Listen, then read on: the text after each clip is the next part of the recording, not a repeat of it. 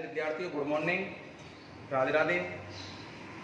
मैं आप सभी का इस ऑनलाइन एक्सपर्ट क्लास में सभी का नतमस्तक होकर हार्दिक रूप से स्वागत एवं अभिनंदन करता हूं। जैसा कि बच्चों आपको सबको पता है, कल मेरा लेक्चर फर्स्ट कंप्लीट हो गया था। आज मेरा लेक्चर सेकंड चालू हो रहा है।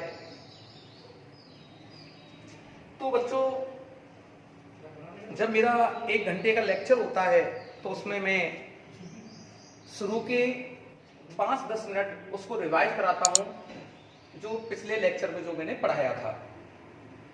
तो बच्चों, कल मैंने जो आपको बताया था उसमें सिलेबस, सारी यूनिटों के बारे में बताया आपको, पेपर पैटर्न के बारे में मैंने आपको बताया था। अब मैं उसी बात को आगे बढ़ाते हुए, जैसे हम पूरी कंप्लीट फिजिक्स को हमने 10 यूनिटों में डिवाइड किया गया है, तो 10 यूनिटों में से जो शुरू की हमारी 5 यूनिट्स हैं, 5 जो यूनिट है हमारी, जैसे फर्स्ट यूनिट है हमारी स्थिर वैद्युत की।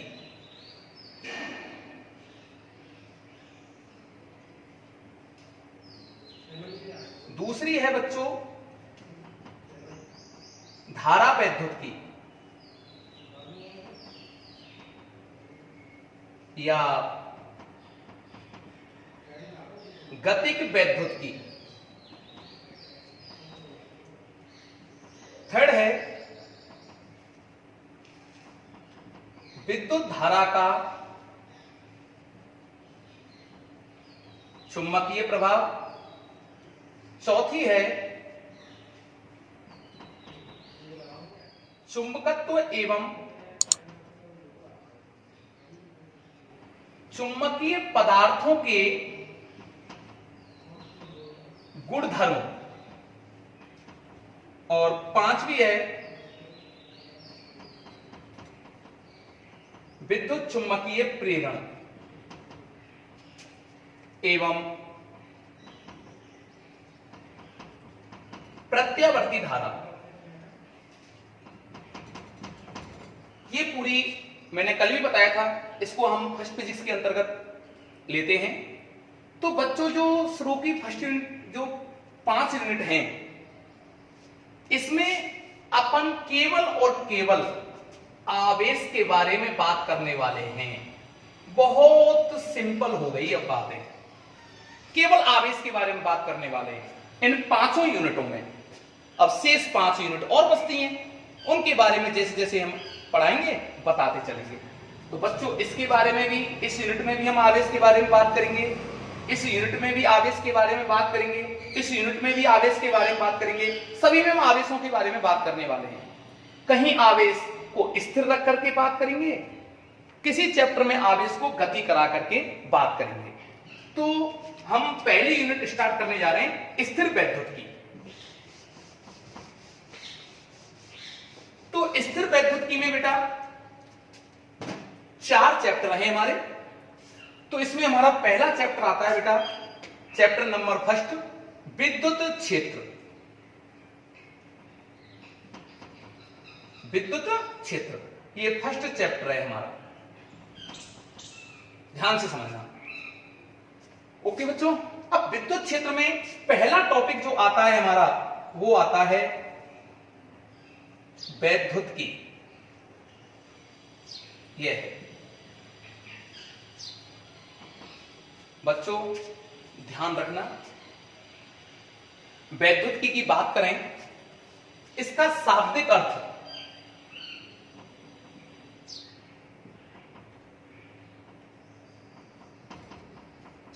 अर्थ है बेटा आवेश।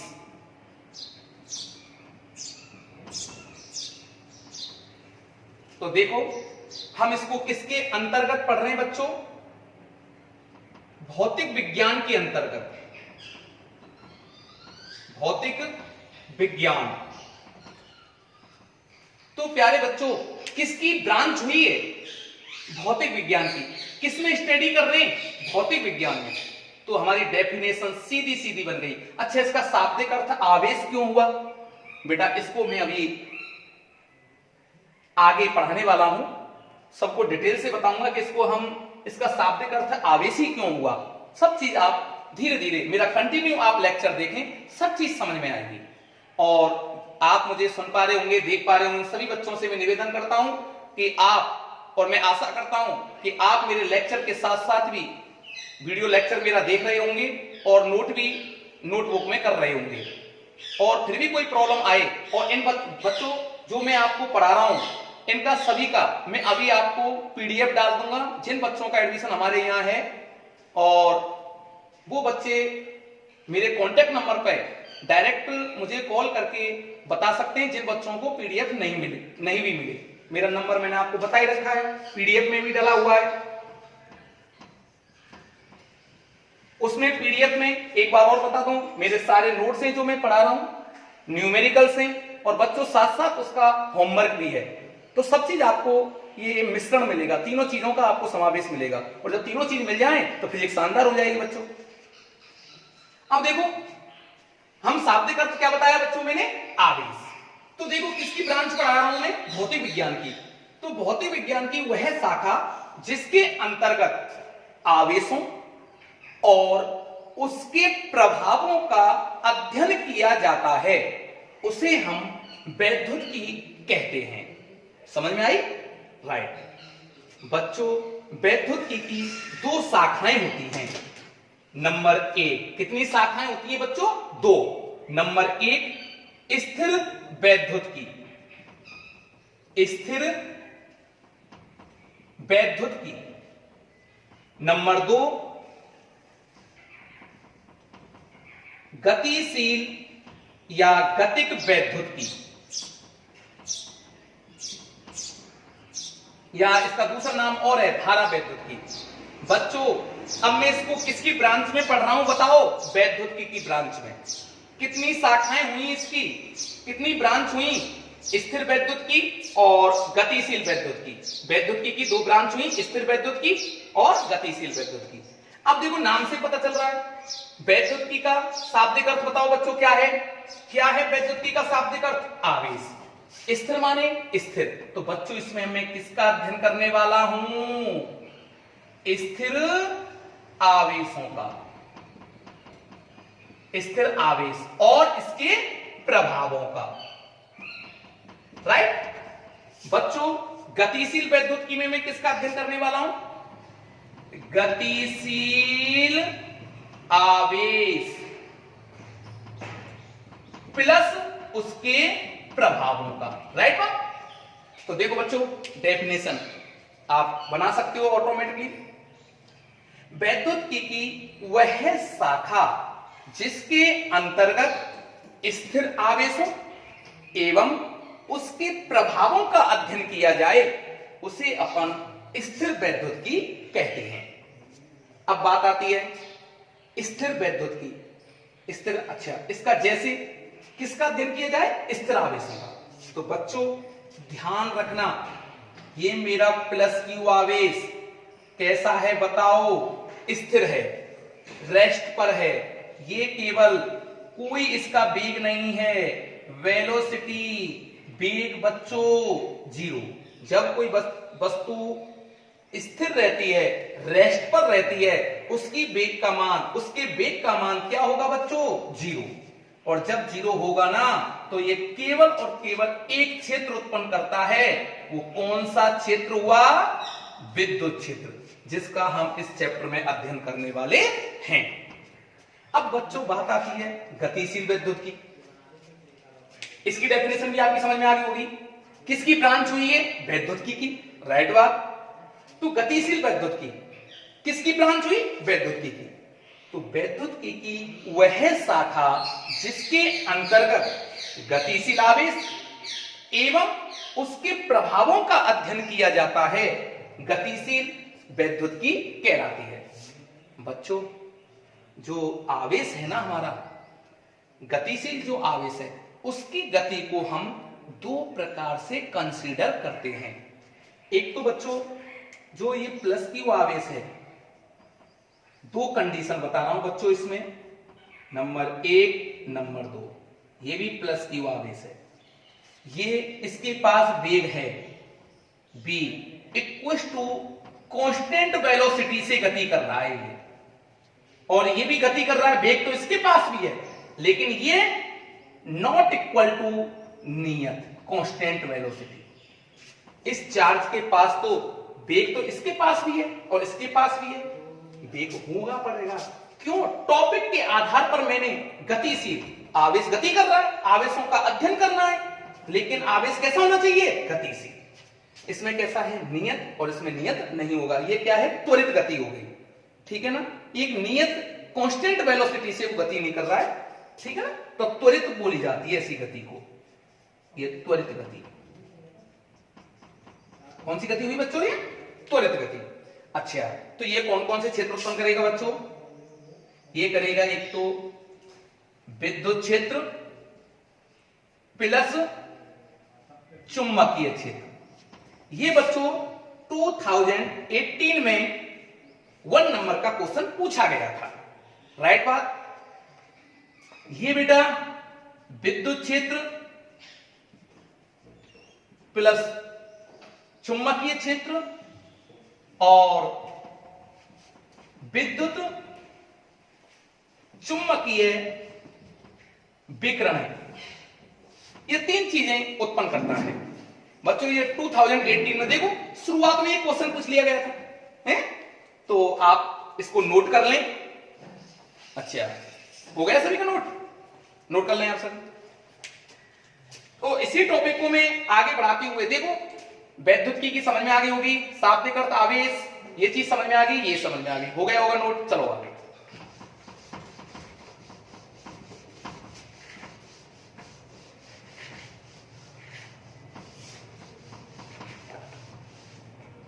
अब बच्चों अगला टॉपिक आगे एंट्री करते हैं, चैप्टर में प्रवेश करते हैं आगे।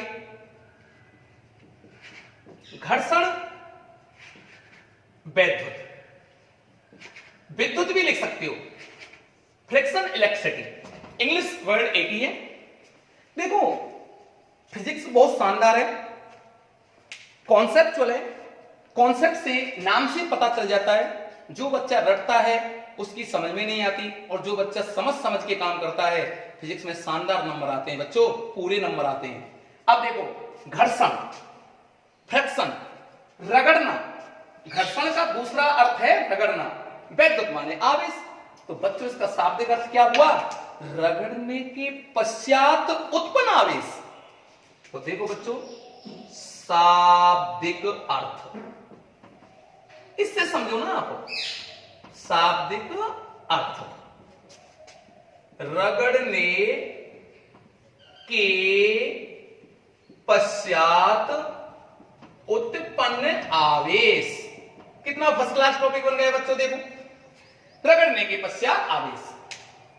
अच्छा, तो आज से एक 2-3 बातें देखो, इसमें एक शुरुआत है इस चैप्टर की बच्चों।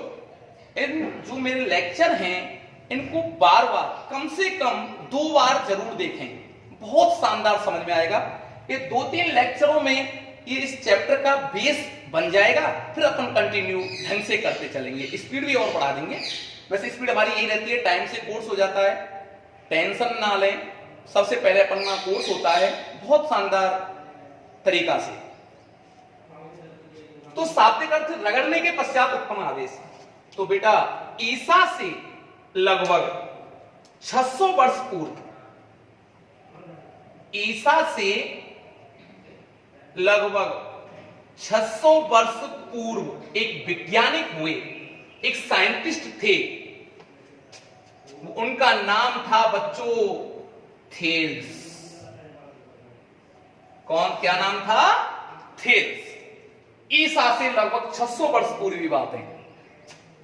तो ये जो थेल्स नामक वैज्ञानिक थे, इन्होंने एक बात देखी बहुत गजब की इसी टॉपिक के अंतर्गत। क्या देखी? उन्होंने एक पदार्थ लिया बच्चों, एम्बर नामक पदार्थ, ठीक है ना, ये हल्के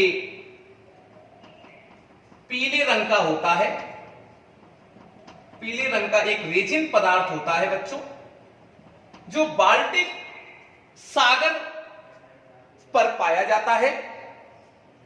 एम्बर नामक पदार्थ हल्के पीले रंग का होता है। और इन्होंने एक पदार्थ और लिया और वो ली थी इसने ऊनी कपड़ा, रेशेदार ऊनी कपड़ा,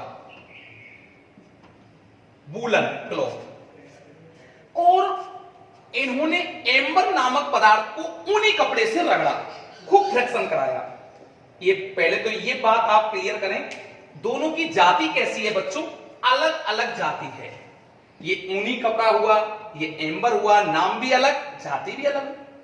दोनों देखने आपको नाम से पता चल रहा है दोनों की जाति अलग अलग है, अलग अलग वस्तु है, सब्सटेंस है, अलग अलग पदार्थ है। दोनों को आपस में घर्षण कराया, इस प्रकार से रगड़ा दोनों को बहुत तेज। तो इन्होंने जो देखा उस बात को मैं आपको बता रहा हूं। तो एम्बर नामक पदार्थ में एक ऐसा गुण प्रेरित हो गया, एम्बर नामक पदार्थ ऐसे छोटी छोटी वस्तुओं को अपनी ओर आकर्षित करने का इसके अंदर गुण उत्पन्न हो गया था। तो ये छोटे छोटे रगड़ने के पश्चात इसने इसको रगड़ा आपस में। तो रगड़ने के पश्चात जैसे घास, फूस, कागज के टुकड़े आदि को इस एम्बर नामक पदार्थ में, इसमें अपनी ओर, देखो एरो से पता चल रहा है, इसकी ओर आकर्षित करने का गुण उत्पन्न हो गया था। किसमें? एम्बर में। ठीक है ना? किसमें हो गया था बच्चों? एम्बर में।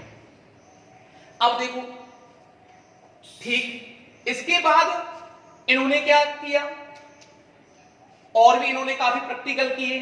तो वो यही प्रक्रिया हमारी उत्पन्न होती जा रही थी। इसके बाद एक साइंटिस्ट और आए, वो थे हमारे 1600, सन 1600 में गिलबर्ट। कौन से साइंटिस्ट थे हमारे? गिलबर्ट।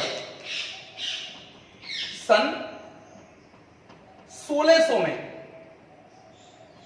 एक साइंटिस्ट थे गिलबर्ट। इन्होंने भी क्या करा, इन्होंने भी अलग अलग जाति की दो वस्तुएं ली, दोनों वस्तुओं को आपस में रगड़ा तो सेम टू सेम यही गुण उत्पन्न हुआ था। तो इन्होंने गिलबर्ट जैसे इन्होंने कौन कौन सी वस्तु ली थी? जैसे कांच की छड़ और रेशम का कपड़ा, ठीक है ना, बिल्ली की खाल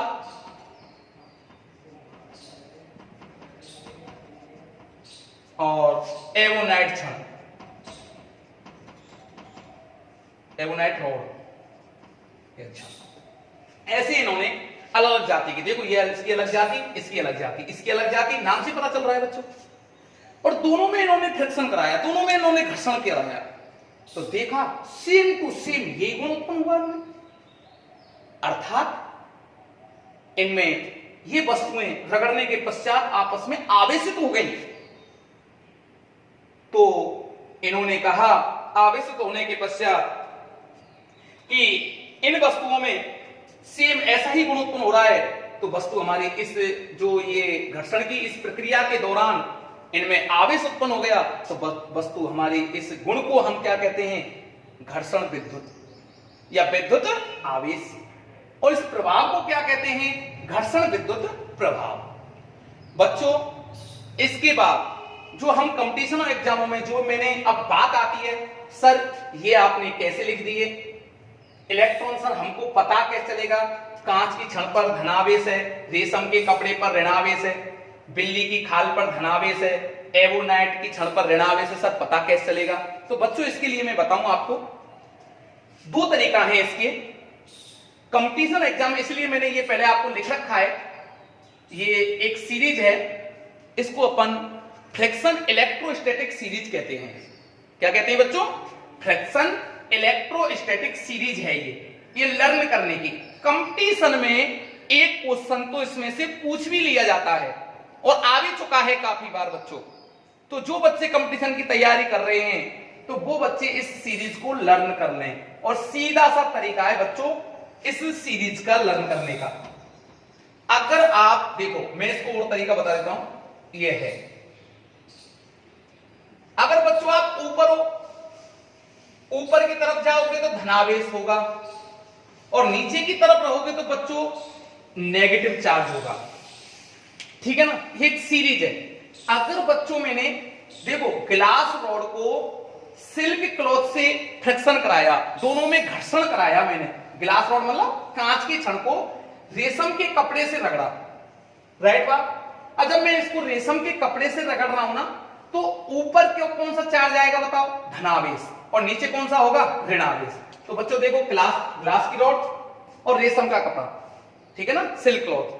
अगर देखो मैं इनमें घर्षण कराऊं, ह्यूमन स्किन और ग्लास रॉड में कराता हूं, तो इस पर कौन सा चार्ज आएगा बच्चों, पॉजिटिव चार्ज, और इस पर कौन सा चार्ज आएगा, नेगेटिव चार्ज। पेपर, जो ये पेपर होता है, पेपर और मैंने प्लास्टिक में फ्रिक्शन कराया, दोनों में घर्षण कराया, तो बच्चों इस पर कौन सा चार्ज होगा, नेगेटिव चार्ज, और इस पर कौन सा होगा बच्चों, पॉजिटिव चार्ज। तो देखो अब देखो और बताऊं मैं, जैसे मैंने सिल्क क्लॉथ को एवोनाइट से मैंने फ्रिक्शन कराया, तो बताओ सिल्क क्लॉथ पर कौन सा चार्ज होगा, ऊपर कौन सा चार्ज है बोलो, पॉजिटिव, नीचे कौन सा है, नेगेटिव, तो इस पर कौन सा चार्ज आएगा, नेगेटिव आएगा, उस पर कौन सा आएगा, पॉजिटिव। ये बच्चों उन्होंने पहले प्रैक्टिकल करे, हर बॉडी को लेकर के, हर सब्सटेंस को लेकर के, हर पदार्थ को लेकर के पहले इन्होंने प्रैक्टिकल किए, और प्रैक्टिकल करने के बाद उन्होंने ये सीरीज बनाई। इस सीरीज को कहते हैं बच्चों फ्रिक्शन इलेक्ट्रोस्टैटिक सीरीज। क्या कहते हैं, फ्रिक्शन इलेक्ट्रोस्टैटिक सीरीज। चलो ये इलेक्ट्रो, अच्छा अब बात आती है कि सर ऐसे क्यों होता है, ऐसा ही क्यों हुआ, इलेक्ट्रॉन उसमें से उसमें क्यों गए होंगे, उसको मैं अभी थोड़ा सा धैर्य रखें, अगले लेक्चर में जस्ट मैं पढ़ाने वाला हूं, ढंग से समझाएंगे इसको कि इलेक्ट्रॉन ऐसे क्यों जाते हैं।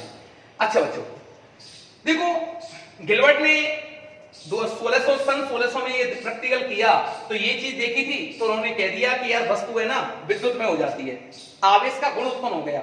जैसे गिलबर्ट ने कांच की छड़ को रेशम के कपड़े से रगड़ा, तो कांच की छड़ पर कौन सा चार्ज आ गया था बच्चों, पॉजिटिव चार्ज, और रेशम के कपड़े पर बच्चों कौन सा चार्ज आ गया, नेगेटिव। बिल्ली की खाल पर कौन सा चार्ज आ गया, पॉजिटिव, और एवोनाइट की छड़ पर कौन सा चार्ज आ गया बच्चों, नेगेटिव, राइट बात। अच्छा ऐसा क्यों हुआ होगा बच्चों, एक शब्द होता है हमारे पास है कार्यफलन, कार्यफलन, कार्यफलन आगे पढ़ाऊंगा मैं इसको, ठीक है ना। तो धनावेश का मतलब क्या हुआ, इसने इलेक्ट्रॉनों को त्यागा है, इलेक्ट्रॉनों की कमी हो गई इसके पास, इसलिए इसके पास पॉजिटिव चार्ज आ गया। इसने इलेक्ट्रॉनों को बच्चों ग्रहण किया है, ग्रहण किया है, तो इस पर कौन सा चार्ज आ गया, अच्छा ग्रहण करता है उसका कार्यफलन बेटा ज्यादा होगा, और ज्यादा होगा तो कौन सा चार्ज आ गया, नेगेटिव चार्ज आ गया। इस पर देखो बताओ बेटा, इस पर पॉजिटिव चार्ज क्यों आया, इस पर पॉजिटिव चार्ज इसलिए आया, इसने इलेक्ट्रॉनों को त्यागा है। इलेक्ट्रॉन क्यों त्यागेगा, इसका कार्यफलन कम होगा, समझ गए ना। इसने बच्चों इलेक्ट्रॉनों को क्या किया है, इसने ग्रहण किया है, ग्रहण किया है, तो कार्यफलन कैसा होगा, ज्यादा होगा, इलेक्ट्रॉनों को ग्रहण कर लेगा, समझ गए ना। अच्छा इस सीरीज को जरूर याद लर्न कर लेना, बहुत इंपॉर्टेंट सीरीज है, कोई भी आपसे पूछे मुंहतोड़ आंसर दोगे आप। अच्छा बच्चों एम्बर को ग्रीक भाषा में इलेक्ट्रॉन कहते हैं। क्या कहते हैं बच्चों, इलेक्ट्रॉन। इसके नाम से ही, इसी से ही इसका, इस शब्द से ही, इलेक्ट्रॉन से ही इसका नाम पड़ गया विद्युत की, इलेक्ट्रिसिटी शब्द की स्थापना हुई थी। यहां से हम पढ़ते हैं, तो बताओ बच्चों विद्युत की, मैंने शुरू में पढ़ाया था आपको वैद्युत की, तो वैद्युत की को मैंने क्या बोला था, शाब्दिक अर्थ बताओ, शाब्दिक अर्थ मैंने बोला था इससे पहले विद्युत की में आवेश, क्या बोला था, आवेश। देखो इलेक्ट्रॉन क्या है, आवेशी तो है, राइट। अच्छा तो एम्बर को ग्रीक भाषा में क्या कहते हैं। अब बच्चों ये नोट कर लो आप सभी बच्चे ढंग से, आराम से, और पीडीएफ में सारे नोट्स हैं सिस्टम से, इसी आधार पर।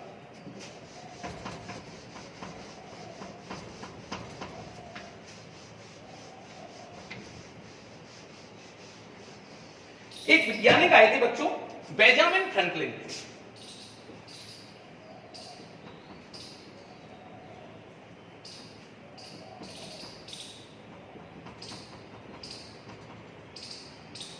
बेंजामिन फ्रैंकलिन नाम के एक साइंटिस्ट थे। इन्होंने काफी सारे प्रयोग किए। धनावेश रॉड को पास में लाए थे, ऋणावेश रॉडों को पास में लाए थे, धनावेश रॉडों को पास में लाए थे, और काफी प्रैक्टिकल करने के बाद उन्होंने ये निष्कर्ष निकाल दिया था कि बच्चों, जो आवेश होता है ना, वो कितने प्रकार का होता है? एक तो धनावेश और एक बच्चों ऋण आवेश। चार्ज कितने प्रकार का हुआ बच्चों? 2 प्रकार का। कौन से वैज्ञानिक ने बताया? बेंजामिन फ्रैंकलिन ने। आवेश कौन कौन से? धनावेश और ऋणावेश। अब धनावेश कौन सी वस्तु पर आएगा, ऋणावेश कौन सी वस्तु पर आएगा? ये कैसे संभव है सर? ये कैसे समझेंगे? इसके लिए बच्चों में एक नोट लिखा रहा हूं।